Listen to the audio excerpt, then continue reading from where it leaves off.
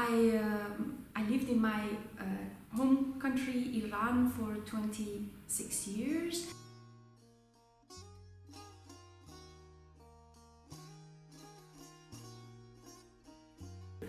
Well, actually, when I was 26 and I finished my studies in sociology, because I always dreamed of going to Africa, I found a volunteer position in Kenya, and I moved to Kenya for work. I lived there for 4 years, and then the last year that I was there, since in Africa the European degrees are very much appreciated, I always wanted to do a study with European diploma, and I came to Belgium to do an advanced master in University of Antwerp, and that's how I ended up in Europe.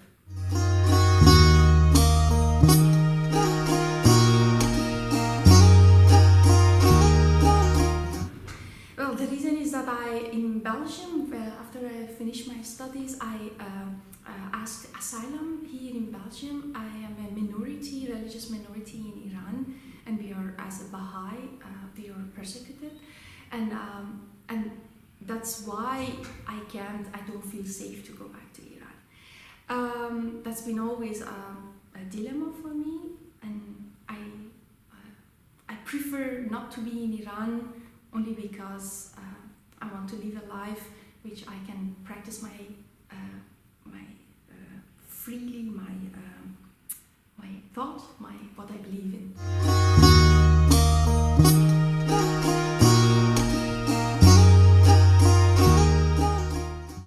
Personally, because of my background and also what I have experienced, and I lived in different countries,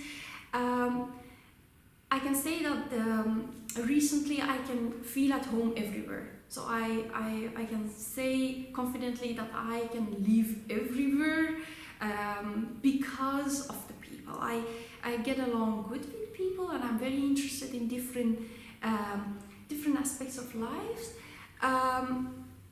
The fact that the more and more I came across different cultures made me more open and more relaxed.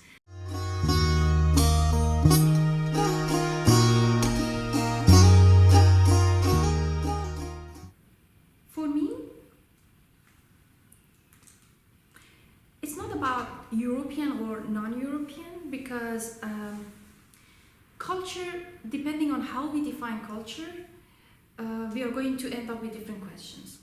If you define culture as in a very narrow sense, that okay, 1,000 years of all the productions of material and non-material traditions, habits, norms and values of one specific geographic place, then you might say, okay, yes, there is a European culture that's Western. There is a music style, there is an art style. All the artists who in this period created work, and yes, it's different from non-European culture, definitely in that sense. But if you look at culture as a dynamic and fluid concept, that no single culture was created in isolation. So we were always influenced by outside. Like even the artists back then, they used to travel to completely different places and bring home different styles. I look at culture as a dynamic thing that is always open and very flexible to observe new things. It's not about me liking Ethiopian food or not, it's about me appreciating the principles or practicing the higher values. So I think that in that sense we need a change in mentality, and I always believe that monoculture doesn't belong to us anymore. That doesn't make sense. Thank God we are all free to express who we are, and we demand and we deserve recognition and respect for who we are. And what we need to do is not to talk about merging cultures together or living next to each other, just doing our own thing. It's about, okay, there are different cultures, but maybe there is another culture on top, meta culture, that there are only few things in this meta culture, and one of them is how to get along with people who think differently, who dress differently, who believe differently. And that meta culture is something, it's like a skill. We need to learn it. We learned during like 300 years in Europe, we learned to live with ideals, enlightenment, and go for higher values. Now it's time to learn for how to get along with people who are different from us.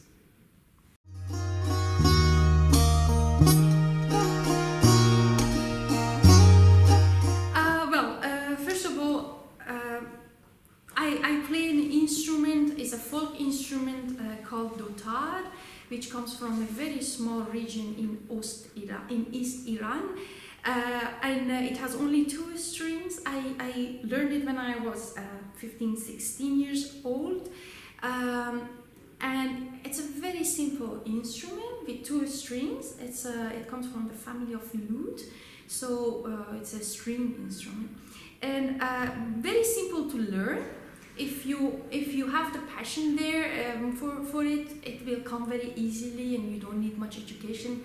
And this instrument has no notes, so it's a folk instrument, and you only learn it by ears. I learned about this instrument very by accident, because this instrument is not very known even in Iran. Iran, of course, is a big country with different ethnicities, so each region has its own instrument and stuff. But this one, even though it comes from my region, the East Iran, but I still didn't know about it, because it's very, it belongs to a small society, it's community, and these are from religious background Sunnis, which are not majority in Iran. So that region is very deprived in terms of water, electricity and stuff. At the same time, culturally, this instrument is very religious instrument. And there are not so many people who play it. So there are old masters and stuff in that region. Anyway, so I was one of the 2 first women who started learning this, because this instrument was played only by men. They believed that because women get their cycle every month, they're not clean to touch the instrument. It was a very shocking thing to me as well. Although I was lucky to get my lessons from a younger generation, which didn't believe in such things. My instrument has gone to every single land that I traveled to. It was always the first thing to pack. It was a very personal thing, because when I was when I was studying in university, I was also living alone, and my instrument was the only thing that I play and don't feel like lonely, because anytime I could just take it, even in the middle of the night, and start playing. So for me, it was a very good companion, and I always could express myself with this instrument, because it has no notes. You can play it freely, especially in the moments that you're very homesick, or you just heard a very bad news or something. Just take it, and then the first hit on the string, and then your tears come. So it somehow you express your emotions with it. My instrument, not music generally, but my instrument helped me into my career, is that when I became a refugee, I had this idea that we need to bring newcomers and locals together. And then with a friend, we thought, okay, how to do that? Music. Why music? Everyone appreciates music. And then I started using my instrument, because not everyone would first dare to come to a stage and play, I always use my own instrument to, you know, open the evening, and then people would dare to, you know, come and play also. And then I use my instrument into my events, so it always also followed me somehow in building up my career, because I work in social and cultural sector, and that is like music and connect people.